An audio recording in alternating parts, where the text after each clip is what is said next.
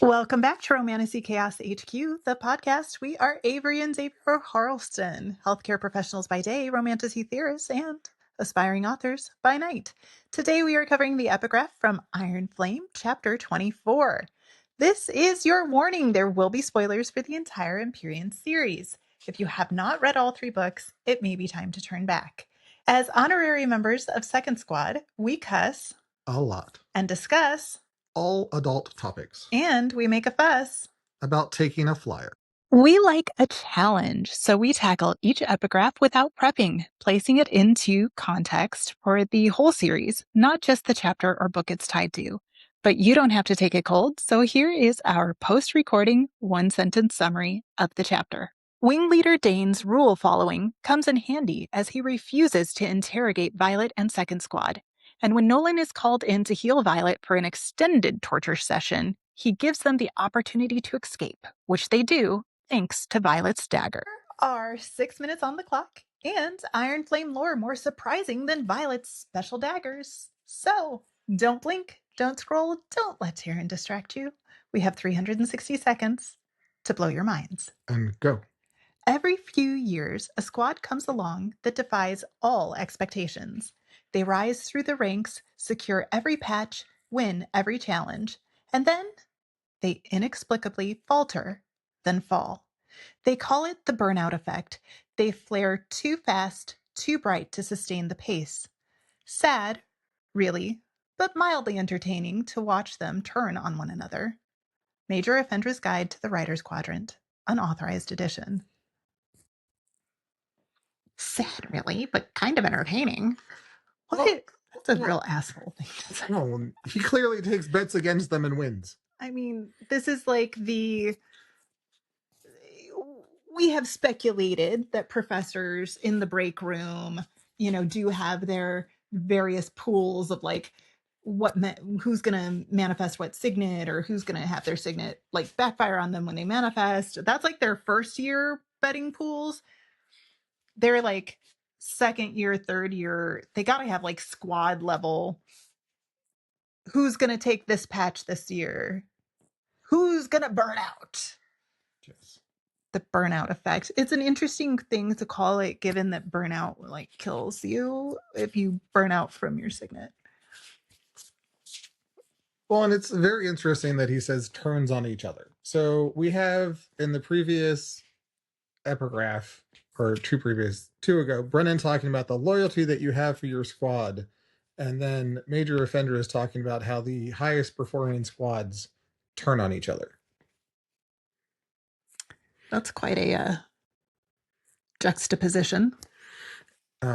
So I would say that Major Afendra, as much as we don't necessarily trust him or her, probably has a better view on squad experience than Brennan does. So like Brennan made a lot of loyalty with his squad. Brennan's experience is his experience. But it doesn't mean all squads do that, right? And back to now that there are marked ones in there, probably less squads do it. And there is this, once the squad begins to be very successful, if you look at professional teams, very few of them are, year after year after year successful, because getting a bunch of high performing people to work together successfully through every challenge is really hard. Well, not to mention, and on top of this, their squad is undergoing changes. They're absorbing like other squads. People are dying because like you could still fall off your dragon, right? Like people are dying. You're getting new first years. Like it's not a stable unit. And then on top of that, you are like overachieving people working together over prolonged periods of time is not easy. Well, and who betrayed who, and who became squad leader, who became wing leader, that now you are taking a squad that's highly effective, right? And only one of them gets to be wing leader. Or squad leader or executive officer or whatever. Right. So you have 5 people working really well together when they're a squad, And then towards the end of it, one of them is going to be promoted. And unless all 5 of them coalesce around this is the person we want promoted, then there's a competition and Well, and that's just talking about people in your own year. This is about like the whole squad. So then like it's even more complex because well, and how does the squad continue forth when someone manifests shadows or manifests lightning?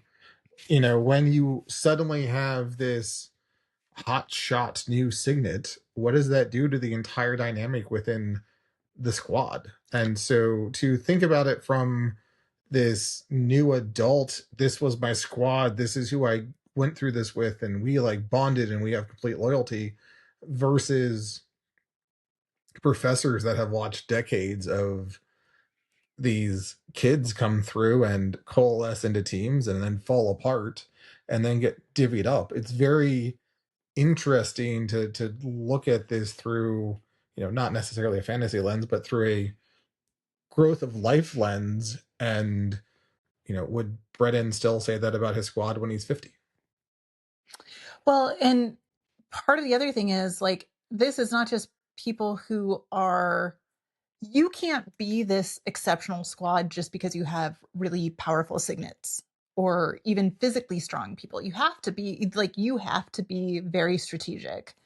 You have to be thinking differently to be able to execute against all of these different challenges, right? Like when they win first year the squad battle, it's because they have Liam on the mat, and it's because they're able to do all these things, but it's also because they have Violet, who comes up with the perfect answer to the challenge of like go and get something that she thinks about going and getting the map out of her mom's office.